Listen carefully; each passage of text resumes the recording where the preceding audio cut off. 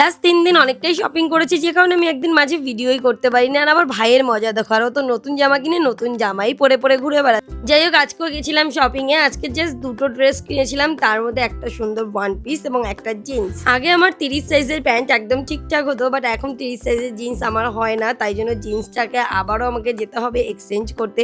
আর আমার ভাইয়ের অবস্থা দেখো, ও যখনই দেখলো আমি নতুন জামা এনেছি, বলছে এই ছেঁড়া জামাটা দিয়ে তুই কি করবি, বলে ও মাটিতে পায়ে সমস্ত জায়গায় একদম মোছা শুরু করেছে। সেই ১৫ দিন আগে টিকিট কাটা হয়েছিল, আর এখন দেখো খুব তাড়াতাড়ি আমাদের কিন্তু একদম টাইমটা চলে এলো, আর হাতে আছে মাত্র ২ দিন। ভাইয়ের খুব কিউরিয়াসিটি ছিল এই জামাটা আমি কিভাবে পরবো, তাই আমাকে বললো এটা তুই কিভাবে পরবি। আমি বললাম দাঁড়া তাহলে আমি একটু পরেই আসি। বাট এটা না অনেকটা লং, তুমি যদি চাও এটাকে শর্টও করতে পারবে, সেই সিস্টেমেও আছে। জিন্সের কালারটা এত বেশি সুন্দর, এত বেশি ডার্ক ব্লু, বাট আমার কাছে কি হলো, আমাকে এটা এক্সচেঞ্জ করতেই যেতে হবে।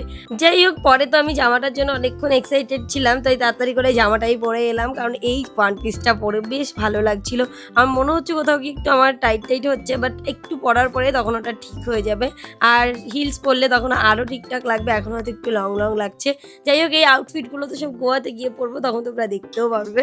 আর এই সুন্দর নেক পিসটা একদম সুন্দর দেখতে লাগছে, বেশ আমার তো বেশ ভালোই লাগছে।